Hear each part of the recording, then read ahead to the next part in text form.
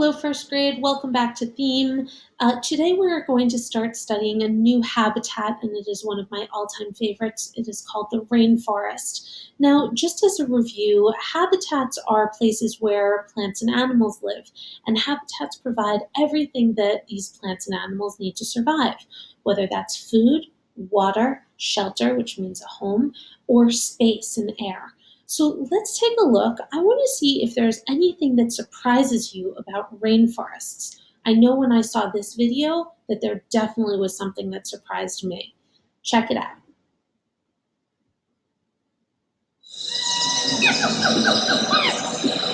Shrouded in a blanket of clouds, they awaken. Their canopies of green glitter in the sun. Their wildlife start to slither, chirp, and growl.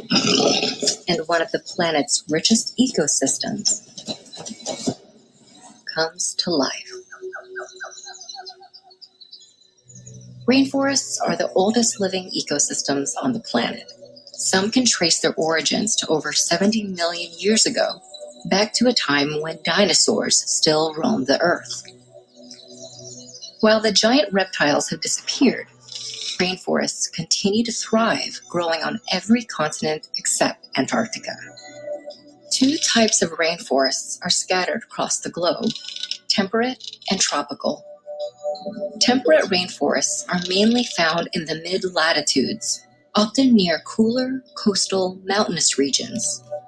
Tropical rainforests are primarily located in warmer climates, between the Tropic of Cancer and the Tropic of Capricorn.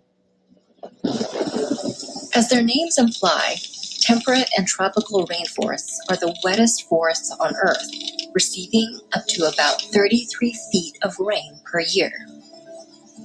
This precipitation plays a critical role in creating an exceptionally lush and biologically diverse habitat.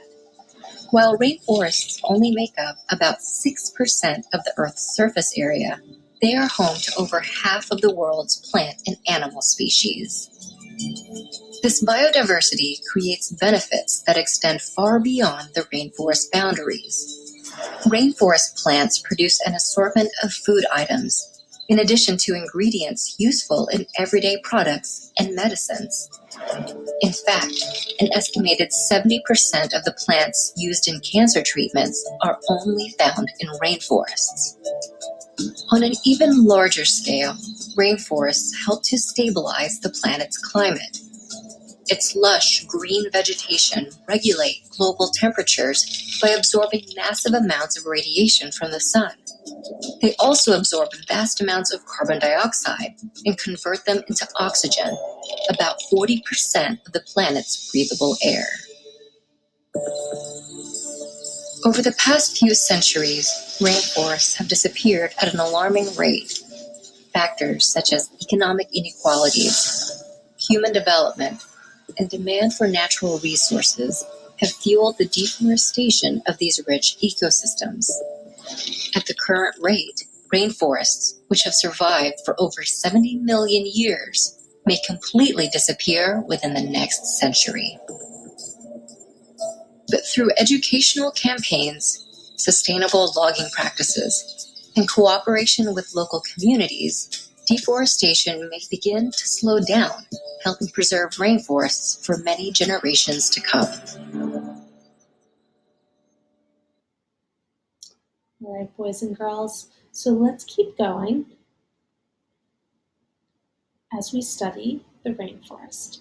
Now, as you notice, there are two types. There are tropical rainforests over to the left, and then there are temperate rainforests.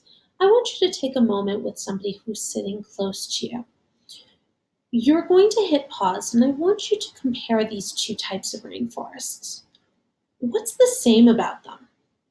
You see these pictures of the forest floor and the understory of each of these rainforests? What's the same here? Share two or three things with somebody close by. What's different? Talk with the person nearby. Look at the pictures to help you, and then come back to me.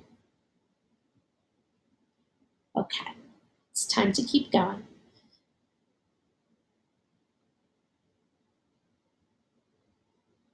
So, as the video said, rainforests are in a couple of different places. Tropical rainforests fall close to the equator.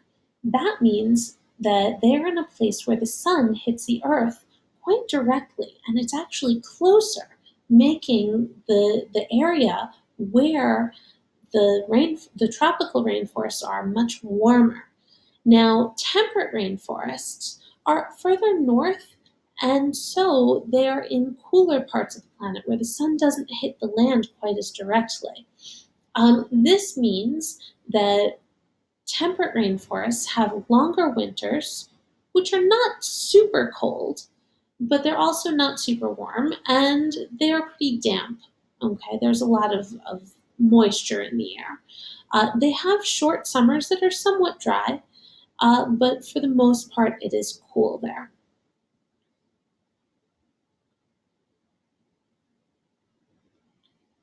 Now, you will be comparing shortly tropical and temperate rainforests again, and you're going to have to draw a picture of each of them.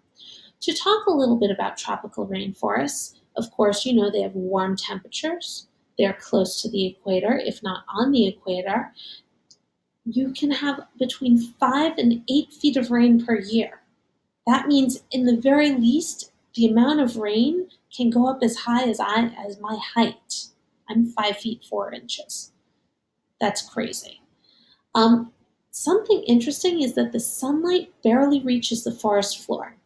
And let me tell you why. If you think about it, there are so many trees, and they're so close together. If the trees that are up high have lots of branches with leaves, don't you think they'd create a lot of shade? They do. And so it's really hard for the sunlight to get down to the ground, to the forest floor. That's why this barely reaches the forest floor. Tropical rainforests are also often known as jungles, and of course, there are lots of plants and animals in every part of them. The plants are used to make many types of medications, which is why it's so important that we protect our forests. And many different species live in one of the four layers for their whole entire lives. Let's take a look at this video on the tropical rainforest. I want you paying close attention for what it looks like in the tropical rainforest, as well as the types of animals you'll see. Enjoy. Welcome to Moo Math in Science. In this video, I'd like to talk about the tropical rainforest. The tropical rainforest is famous for trees, rain, humidity, and hot weather. Tropical rainforests are found near the equator. Notice the location of tropical rainforests on this map. Let's take a look at what the rainforest looks like.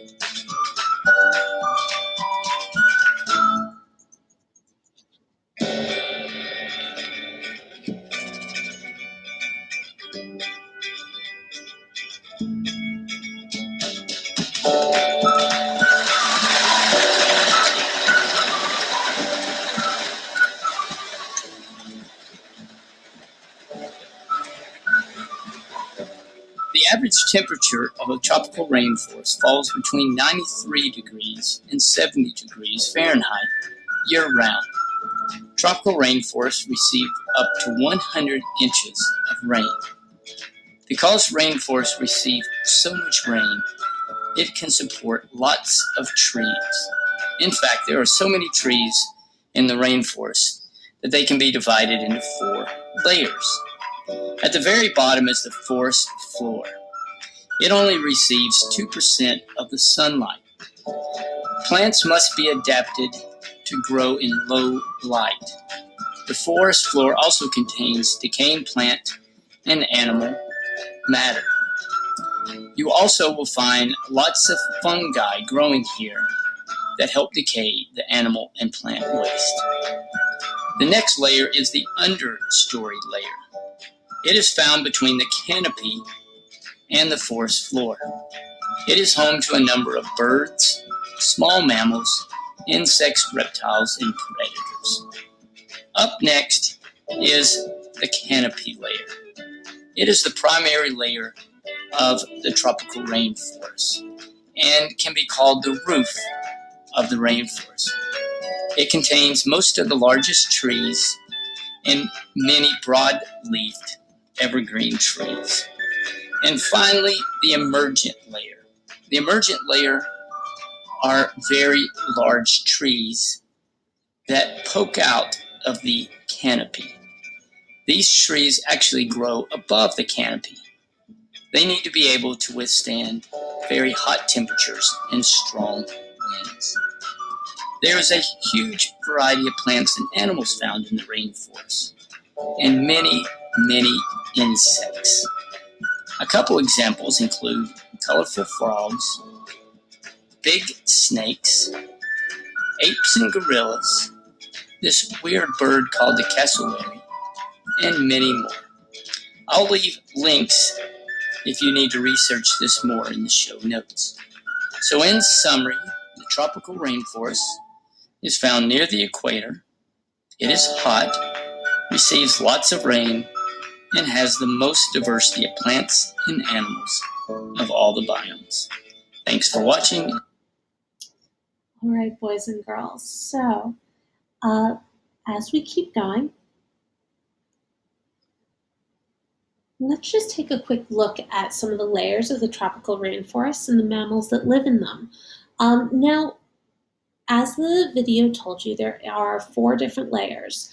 The undergrowth layer, which is the forest floor, and that is down on the bottom. You can find things like jaguars, tapirs, anteaters, African forest elephants, and lemurs on the forest floor. Then comes the understory, where you can find also jaguars because they do move back and forth, along with monkeys. In the canopy or the ceiling or roof of the tropical rainforest, you can find sloths, squirrel monkeys, possum, tamarin. And then, of course, in the emergent layer, you can find howler monkeys. Now, the truth is, there are tons more animals, tons. Boa constrictors, red-eyed tree frogs, praying mantis, birds, greater bulldog bats. The thing is that our focus is mammals, and mammals are animals that breathe air, have backbones, grow hair at some point in their lives, and their females produce milk for their young. And so today we are focusing in on these mammals. All right, let's keep going. Now, one last video before we move into our activity. This part is all about temperate rainforests. Now, let's just think for a moment. Tropical rainforests are over by the equator, where it's really hot and steamy, and the sun is directly on it. Tropical rainforests look different from temperate rainforests. Do you think that the animals are going to be the same there? I don't either. Absolutely not. So let's take a look at this video and see what kinds of animals are there and what the temperate rainforest might look like. Okay, enjoy.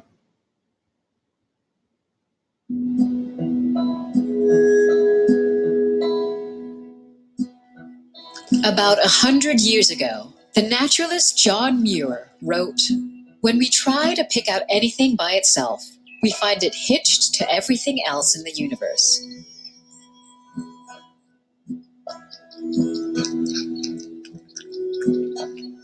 It's hard to find better evidence of that than in the temperate rainforest here in Kenai Fjords National Park. This magical place, sandwiched between the sea and the icy peaks, is the northern tip of the largest temperate rainforest on Earth, stretching thousands of miles from Northern California to Alaska. The relationship between the ocean and the high coastal mountains is what makes the temperate rainforest possible. Waterlogged clouds that blow in off the ocean get trapped by the mountains and drop as much as 150 inches of rain a year on Kenai fjords.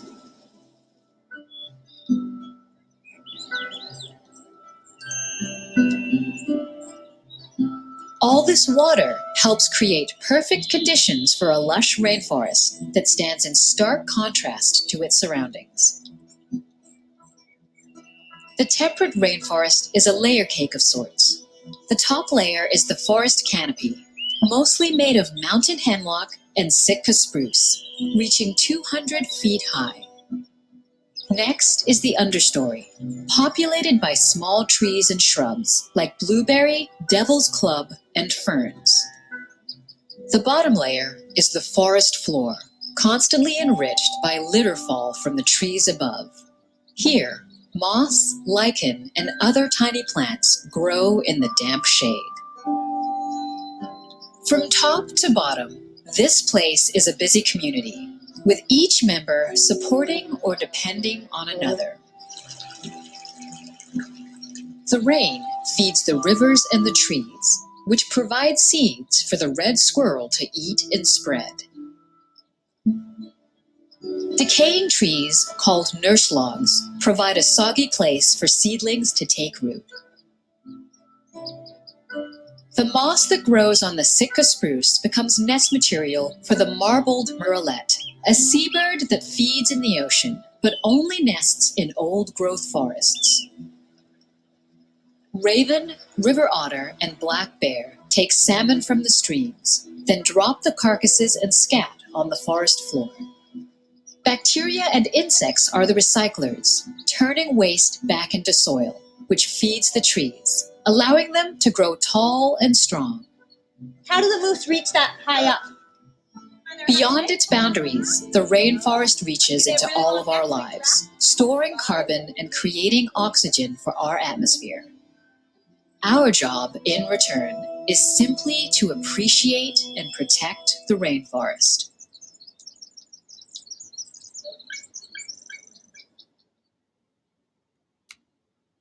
All right, boys and girls. So as you can see, there are tons of animals that live in temperate rainforests as well. Now, yes, there are many mammals like bears and elk and deer, but there are also other types of animals: birds, banana slugs, Pacific tree slugs, salmon. But think about birds for a second. Do they have hair? No. Mammals have hair. What about slugs? Do they have backbones? Nope, they do not have backbones. Mammals have backbones. And what about salmon? Do they produce milk for their babies? No way. In order to be a mammal, you have to have hair at some point in your life, have a backbone, you have to have females that produce milk, and you have to breathe air. Okay. Now, here is what you are going to do today. Today you're going to take a piece of paper. It can be a piece of computer paper or it can be something bigger. That's your choice. And you're going to fold it in half. You're going to draw two pictures. The first one on top will be of the tropical rainforest, and the second one on the bottom will be of the temperate rainforest.